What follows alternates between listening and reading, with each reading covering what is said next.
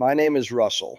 I'm 65 years old, retired, and I'm about to tell you something that might make you feel uncomfortable, or angry, or maybe just confused about what's real and what isn't when you're living on the other side of the world with someone you think you understand. Here's what I'm going to do. I'm going to take you back to last year, to a humid Tuesday evening in Makati, to a 7-Eleven parking lot at 2 in the morning, where my entire life with a woman named Leiselle fell apart in about 4 minutes. But before that happens, I need you to know how I got there. The truth isn't as simple as you might think from watching this thumbnail. I've been retired for about 4 years now, spent 32 years as a structural engineer in Sacramento, built shopping centers and office parks, did well enough to collect a decent pension. $3,800 a month to be exact. Not rich, but comfortable. After the divorce, after settling things with my ex, I realized I could live like a king in Southeast Asia for about $2,000 a month. Healthcare's cheaper, food's cheaper, and if you're careful with your money, you can actually have what I never had back home: time. Real time. Not the rushed, exhausted time you get between work shifts and traffic jams. I didn't come to the Philippines specifically looking for a relationship. I came because I'd heard good things from other retirees and because I'd spent my whole life being responsible and careful and honestly kind of bored. So I started rotating. 3 months here, 2 months in Thailand, back to Cebu, that kind of thing. I'd stay in decent condos, use dating apps when I felt like it, but mostly I was just exploring, learning Tagalog, going to the outdoor markets in the early morning, eating sinigang until my stomach hurt and I didn't care. Makati is where I landed that winter.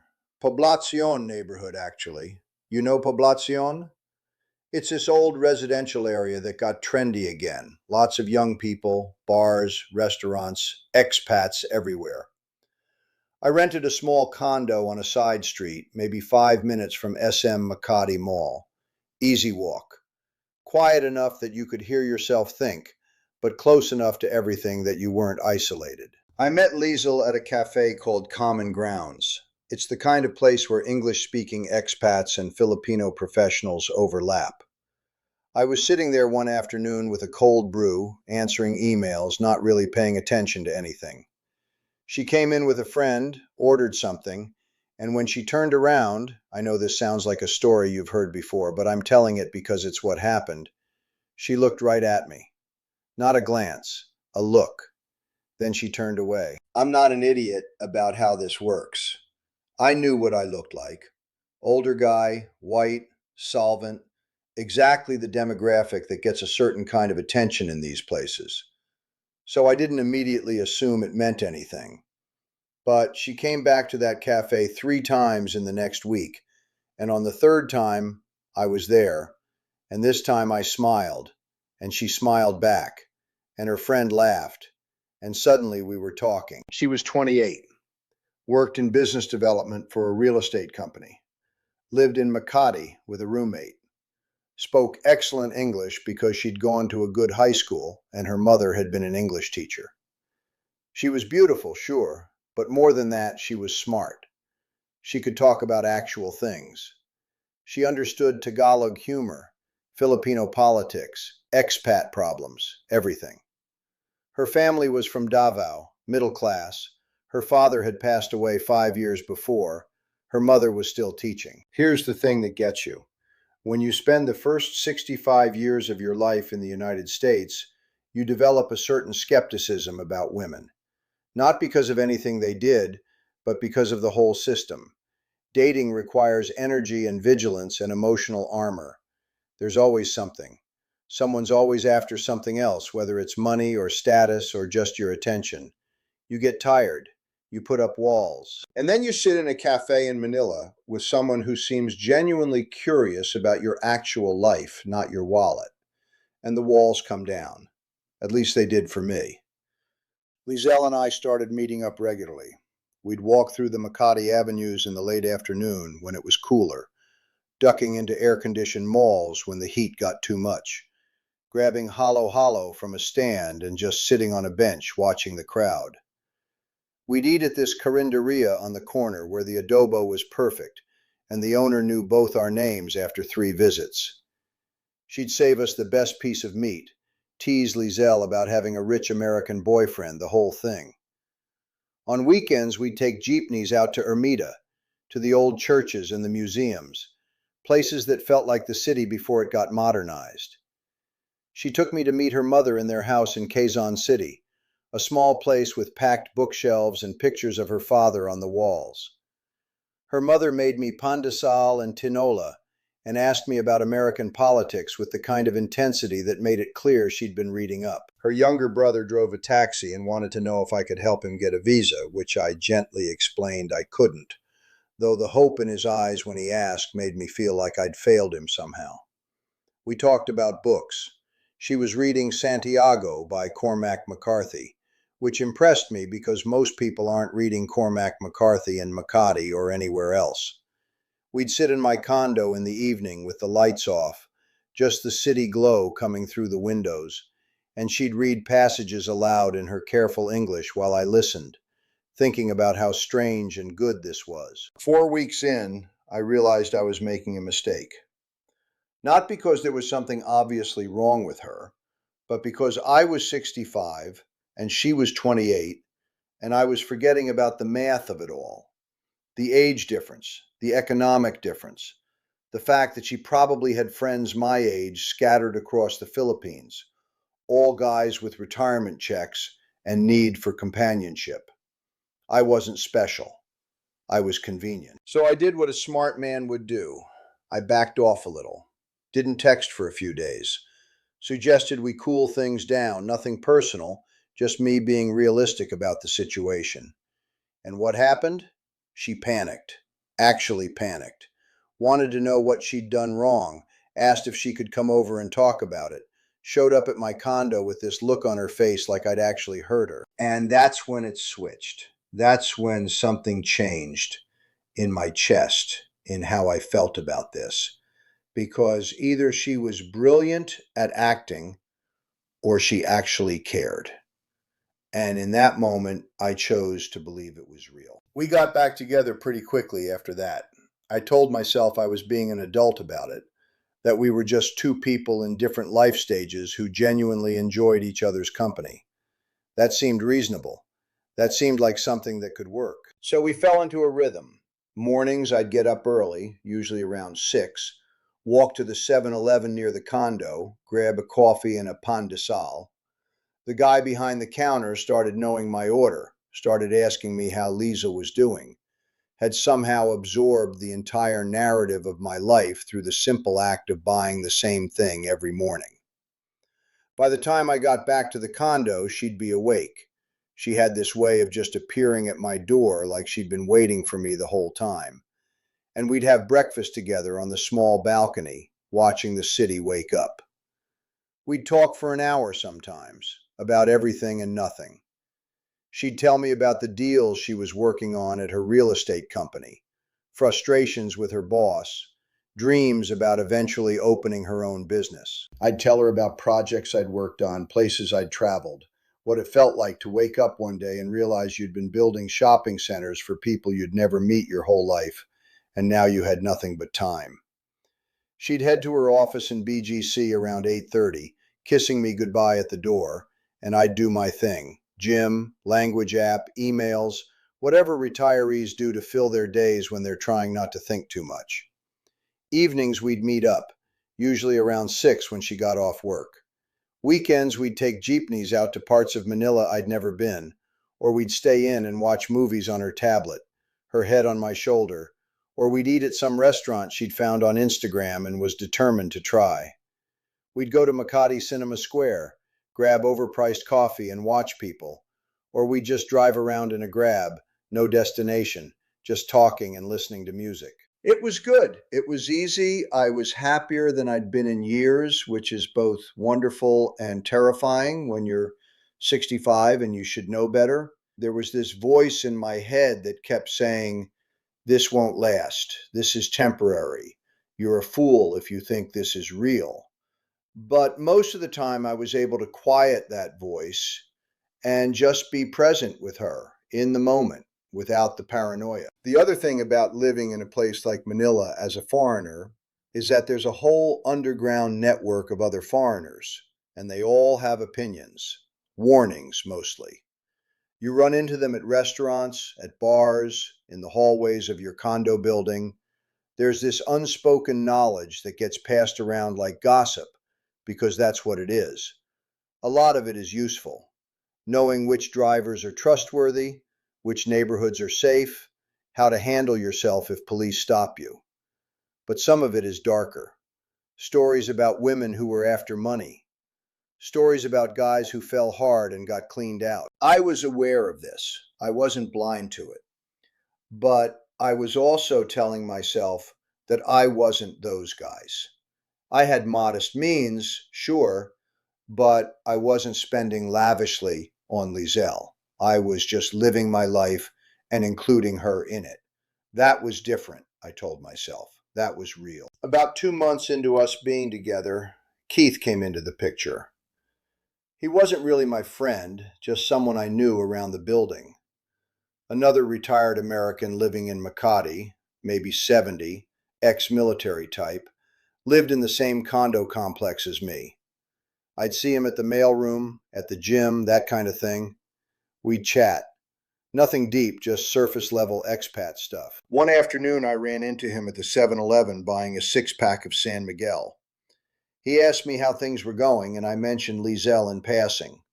Just said I was seeing someone. And Keith's whole demeanor changed. He got serious, invited me for coffee, which was unusual. Keith wasn't the coffee and chat type. He was the solitary type. We sat at the cafe downstairs from my building, and Keith laid it out for me. Not meanly, not with judgment exactly, but with the kind of certainty that comes from having heard and seen things. He told me about patterns, about how women in Manila often had multiple guys on rotation, older men with money, how they'd be sweet as sugar, genuine seeming, until the money situation changed. He told me about a guy he'd known, Mark, ex-military guy from Arizona, who'd given a girlfriend a down payment on a house, $40,000. But here's the thing, it wasn't their house. It was her house, in Davao, where her family was. And Mark thought they were building a life together, thought he was being smart by putting it in her name for tax purposes or whatever story she'd told him. Then one day he found out she'd married another retiree 3 months before she married Mark, and had already gotten a down payment from him too. Mark ended up in Vietnam after that, drinking every night, teaching English to students who could probably tell his life had gone sideways. He asked me if Leiselle had ever mentioned financial problems, if her family needed anything, if she'd ever hinted at wanting something I could provide. Travel, medical care, business startup, anything like that. I sat there listening to him, and I want to tell you I dismissed it, but I didn't. Because the truth is, some of what he was saying had already been rattling around in my head. Nothing specific, nothing I could point to. Just this low-frequency hum of doubt that gets louder late at night. Leiselle hadn't asked me for money directly, no. But she'd mentioned her mother's health issues once. Her brother had complained about his taxi route making less money because of gas prices. She'd shown me a condo listing in Davao that she thought was beautiful. Just showing me, not asking, but showing. The kind of thing you show someone when you're dreaming about something. I thanked Keith for the warning. I told him I'd be careful. And as soon as I walked away from him, I knew what I was going to do. I was going to find out the truth. Not by asking her, because she'd just deny it if there was something to deny, and I'd feel like an asshole for accusing her of something she hadn't done. I was going to test her. I was going to create a situation where her true motivations would show themselves. It sounds manipulative when you say it out loud, but it didn't feel manipulative in the moment. It felt like self-protection. It felt like doing the smart thing, the adult thing, the thing a man of 65 should do, instead of just floating along believing in the fantasy. So I made a plan. And the plan started with a story about my money. I needed to set it up right. Not too dramatic, not too sudden. Something that would feel like a natural conversation. The kind of thing that happens when you're together and talking late at night, when things get vulnerable. I waited about a week. Let some time pass between my conversation with Keith and this moment, so it wouldn't feel connected. Just another evening at my condo. Leiselle was there. She'd come over after work. We'd ordered lechon from a place she liked in Pasig. We're eating it with our hands like normal people instead of with forks, and talking about nothing special. I brought it up during a quiet moment. I said, "Hey, I need to talk to you about something. My financial advisor called me from the States.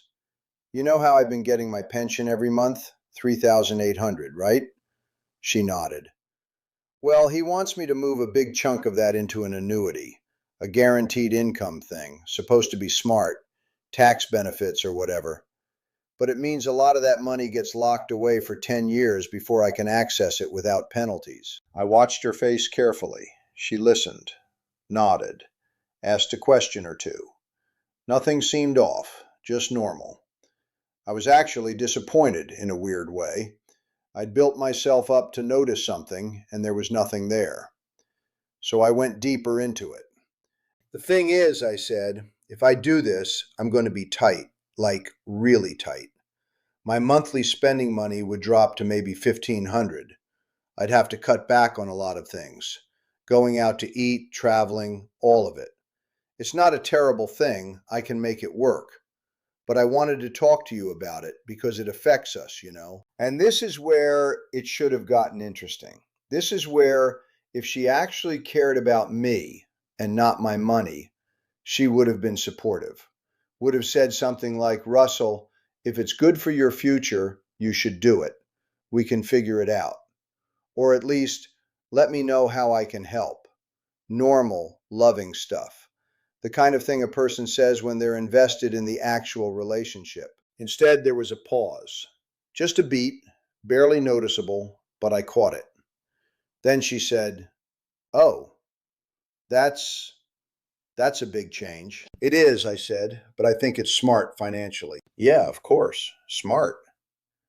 She was quiet for a moment. Then, "When would you do this?" I told him maybe next month, still deciding. She turned back to the lechon and took a bite, but something had shifted. I could feel it. Not obvious, not dramatic, but like a door that had been open was now closing a little bit. We finished eating. She didn't stay over that night, which was unusual. Said she was tired, had a big meeting in the morning, needed to get home. Kissed me goodbye, said she'd text me, and left. The next day, nothing. I reached out in the afternoon, asked how her meeting went. Got a short response back. "Good. Busy. Talk later?" That question mark felt cold, like a placeholder. Over the next week, I watched it happen. Watched her pull away in the way that people do when they realize you're not what they thought you were, or what they need you to be. She'd respond to my texts, but later. The conversations got shorter. When I'd mentioned doing something together, going out for dinner, taking a drive somewhere, she'd say she was busy or tired or had family things to do, which could all be true.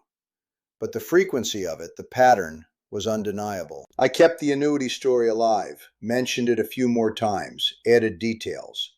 Said my advisor was pushing for a decision. Sighed a little when I talked about how my budget would get tighter. And each time, I watched her respond a little less. Smiled a little less. Engaged a little less. It was working. Whatever the test was supposed to prove, it was proving it. She was disappearing. The woman who'd shown up at my condo worried when I suggested we cool things off was now going cold because I might have less money. The woman who wanted to talk about books and Davao and her dreams was now too busy to return a text within an hour. But here's the thing that gets complicated. Watching it happen and knowing you caused it are two different things. Because even though I'd set up this test to prove something, to protect myself, there was a part of me that didn't want it to work, that wanted her to stay, that wanted to be wrong. And I also had to sit with the question, Was this really proof, or was she just stressed about work or scared about the future? We'd been together for 4 months, and I'd suddenly told her my financial situation was about to change dramatically. That's real news. That affects her life, whether she's genuinely with me or just using me. So, how do I know which one it is? A friend of mine, a guy named Douglas, different from Keith, ran an English school in Makati and had been in the Philippines for about 15 years. He gave me a different perspective when I mentioned some of this to him in passing. We were having lunch at this Japanese place in Makati Square, and I brought up the annuity thing without mentioning Leiselle specifically, just talking hypothetically. Douglas looked at me and said, "The test is the problem, man. You test someone and they fail. But do they fail because they're a bad person or because you set them up to fail? You know, it's like you're creating the situation you're trying to avoid. If she senses you don't trust her, and she will, trust me, Filipino women are incredibly perceptive, then she's going to act like she's not trusted. It's self-fulfilling." He was right. I knew he was right. But by that point, I was committed to the test. I was in it. And even though intellectually I understood what Douglas was saying, emotionally I was getting some kind of answer. And I was telling myself it was the answer I needed. Leiselle and I barely saw each other for about 10 days. We texted, but it was surface, work stuff, generic life updates. Nothing about us. Nothing about what we were doing together or if we were still doing anything at all. It felt like the relationship was being suspended, put in stasis while she figured out what to do about me and my suddenly reduced financial prospects. Then she texted me on a Sunday afternoon. "Can we talk?" Just those 3 words. My heart did that thing where it jumps up into your throat. Because "can we talk" in the context of a relationship that's been going cold means one of two things. Either she's about to break up with me, or she's about to tell me something she's been thinking about. Neither option felt good. I said yes, of course. Asked if she wanted to come over. She said she'd meet me at the 7-Eleven parking lot near my building, the one near Poblacion. 9 p.m. Just the parking lot. Not somewhere nice. Not somewhere we usually went. I showed up early, sat in my car, watched people going in and out of the store buying beer and instant ramen and phone credits. A young couple came out holding hands, laughing about something. An older guy like me bought a 6-pack of San Miguel and a pack of cigarettes. A woman in her 50s bought instant lumpia from the hot food counter. All of these people had their own stories, their own reasons for being here at 9 o'clock on a random evening, their own little dramas that would play out somewhere else. I was nervous, actually nervous, which was stupid because I'd set this all up. I designed this exact moment. But knowing you set it up doesn't make it less scary when it's happening. My hands were sweating. I kept checking my phone, seeing the time tick closer to when she said she'd arrive. She pulled up a few minutes after 9, got out of her Uber, walked over to my car. I got out to meet her in the parking lot instead of having her sit with me. We stood under these harsh fluorescent lights about 10 feet apart, and she looked at me with this expression I still can't quite name. Sad, maybe, or disappointed, or both. "I've been thinking a lot," she said, "about what you told me, about the annuity thing." "Okay," I said, "what about it?" "I think it's good. You should do it, for your future. But," I waited for the but I don't think I can be part of your life if you're going to be struggling. And I don't think you want to be part of mine like that either. It's too much pressure, for both of us." She was speaking very carefully, like she'd rehearsed it. "You're a good man, Russell, you are. But I think we want different things. I think we're in different places." She was breaking up with me. She was ending this because I didn't have money. Or because she thought I wouldn't have money. Or because my story about money had confirmed something she'd maybe always suspected about herself or about what this relationship was. I should have just let her go. I should have been quiet, accepted it, thanked her for her time, and walked away. But I didn't, because I'd been holding this lie in my chest for a week and a half, and it was poisoning everything, and I wanted, maybe I needed, to blow it up. That's not actually what's happening, I said. I lied. I need to tell you what's actually happening. She looked confused. What do you mean? The annuity thing, the money thing. It wasn't real. I made it up. I was testing you. My advisor never called. I'm not putting money anywhere. I wanted to see what would happen if you thought I didn't have money anymore. And you know what?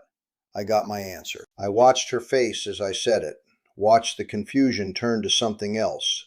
Realization, maybe. Anger, maybe. Or maybe embarrassment. She looked away, looked back at me, and I could see something breaking in her expression. You tested me, she said. You made up a story to test me? Why would you do that? Because I was scared, because I needed to know if you were actually with me or just with my situation. That's not how you find that out, she said. Her voice was quiet but hard. That's not how you do that. You just ask, or you trust, or you don't. But you don't lie and test someone like they're an experiment. I know that now, I said, but I didn't think about it that way at the time. She was quiet for a long moment. Then she said, You know what's funny? I was going to stay. We would have figured it out together. I would have helped you figure it out. But you didn't trust me enough to give me that chance. You decided I was the kind of person who'd leave because of money, and then you created the exact situation where I'd have to look out for myself. So you're saying you would have stayed if I hadn't lied? I'm saying I don't know. I'll never know, because you tested me instead of just knowing me. She turned to walk away, and I didn't try to stop her. I just stood there in the 7-Eleven parking lot at 2 in the morning, and I watched her get back in the Uber and drive away. And I realized standing there that I'd either just dodged a bullet or I'd just destroyed something real. And maybe the terrible part was that I genuinely couldn't tell which one. I didn't sleep that night. Just sat in my condo, lights off, not even turning on the TV. Just thinking about what she'd said in that parking lot. You decide to test someone, and then you prove it by creating the exact situation where they have to look out for themselves. The logic of it was undeniable. I'd set the trap, and when she reacted to the trap, I'd acted surprised that she'd fallen into it. That was on me. But I also kept coming back to that pause, that moment when she heard about the money and something in her face changed.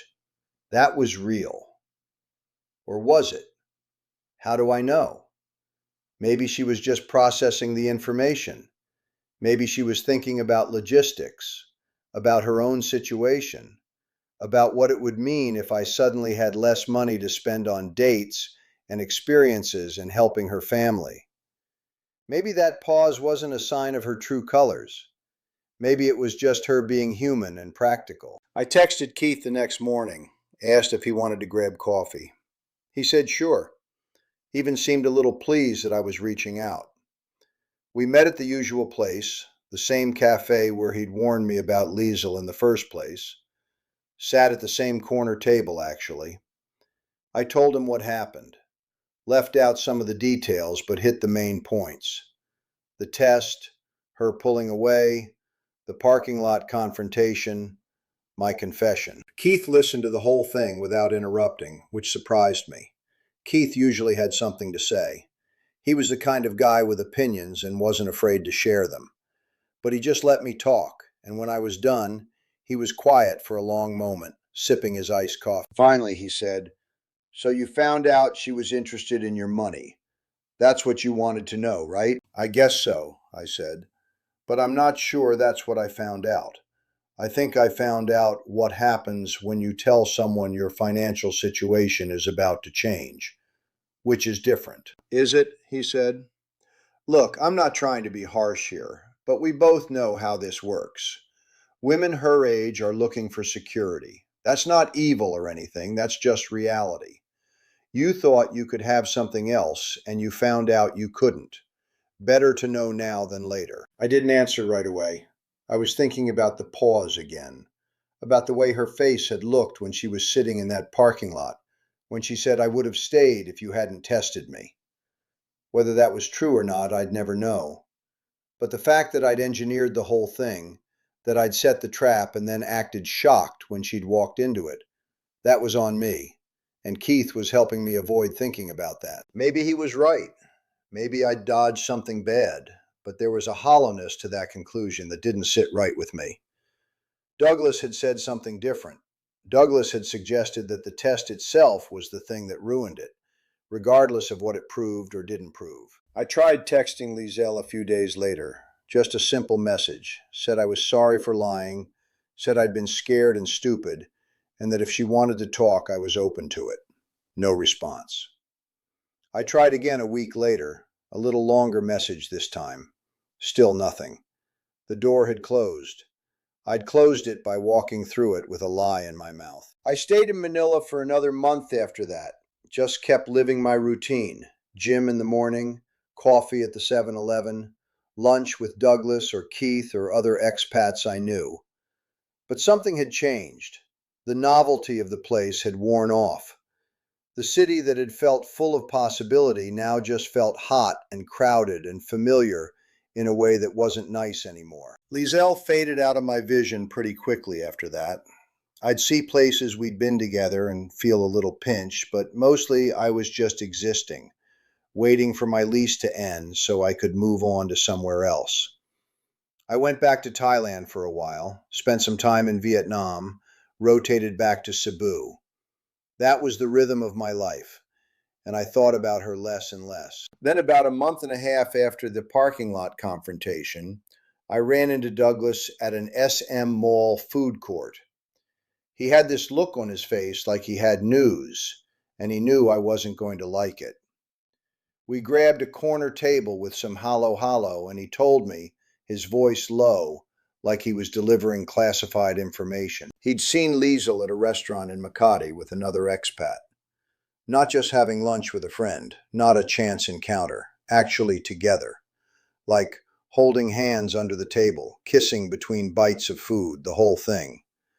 The guy was maybe 55, Douglas said, solid, professional looking, clearly had money. They were laughing a lot, seemed comfortable with each other. Douglas said it looked like they'd been together for a while already, not like a first date or anything. He hadn't approached her, had just let the information sit for a moment and then left. But he figured I'd want to know. That was the thing about Douglas. He wasn't the type to avoid hard truths, but he also wasn't cruel about it. He just delivered the information and let you do what you wanted with it. And I did want to know. Or I didn't. I wasn't sure. It confirmed something, I guess. Proved that she was capable of moving on quickly, of finding someone else to share her time with. Someone with a stable financial situation, probably. Maybe someone with more money than I had. Maybe someone older or younger or better looking or more interesting. That part didn't matter. What mattered was that it meant she was real. That she had her own life, her own agency, her own ability to make choices about who she spent her time with. If she'd been some hollow gold digger with no emotional capacity, she would have just erased me completely, would have been fine immediately. But the fact that she'd moved on to someone else meant that she was looking for what a lot of people look for: companionship, maybe security, maybe love. And she'd tried it with me, and I'd broken it with a test and a lie, so she'd tried it with someone else. "You all right?" Douglas asked me. "Yeah, I'm all right," I said, just thinking about how stupid I was. "You weren't stupid," he said. "You were scared. There's a difference." But I wasn't sure I agreed with that. Being scared is something that happens to you. Being stupid is something you do. And I'd done this. I'd made the choice to set up that test, feed her that lie, watch her reaction, and use what I saw as proof of her character. I'd chosen to do that, and I couldn't blame it on being scared. Here's what I thought about since then. Sitting in various apartments, in various countries, eating meals alone and sometimes with friends, checking my pension deposits and figuring out how to spend another month on $2,000 or less. If I'd just trusted Leiselle, or if I'd asked her directly instead of testing her, what would have happened? Would we still be together? Would we eventually have broken up anyway? Would she have tried to get money out of me? Would we have built something real? I don't know, and I'll never know. That's the thing about a test like that. You can't untest someone. You can't go back to before they knew you didn't trust them and rebuild from there. The test poisons the well. Even if she'd passed it, I'd always have wondered if she was just being careful or if she'd learned to hide better. Once you've lied to someone and called it a test, you've destroyed trust. You can't really get it back. Douglas tried to stay optimistic about it. He said that maybe Leiselle and I just weren't meant to work out, and that the test just accelerated something that was going to happen anyway. That we were in different places in our lives, wanted different things, that it was better I found that out early. All the things people say when they're trying to make you feel better. But I think the truth is more complicated. I think Leiselle was probably using me, or at least the financial security I represented, more than I wanted to believe. But I also think we had something real, or at least something that could have become real if I'd given it the chance. And by testing her instead of trusting her, I made sure it never got that chance. So did I dodge a bullet? Maybe. There's a version of this story where I would have spent years with Leiselle, given her money I could have saved, introduced her to people I cared about, invested emotionally in a relationship that was always fundamentally transactional on her end. That's a real possibility.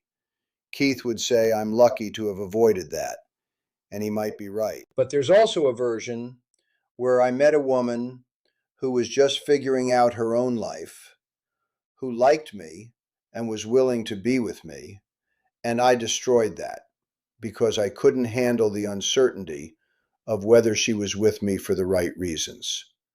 And in that version, I'm not lucky. In that version, I'm the guy who sabotaged something good because I was too paranoid to let it breathe. And you know what the terrible thing is? Both versions might be true. That's the thing that keeps me up at night in hotel rooms in Bangkok or Ho Chi Minh City or Manila again.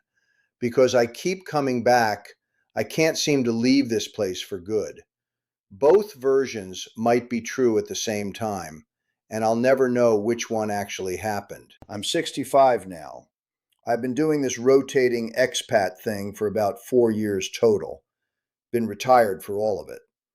I've dated other women since Leiselle, nothing serious.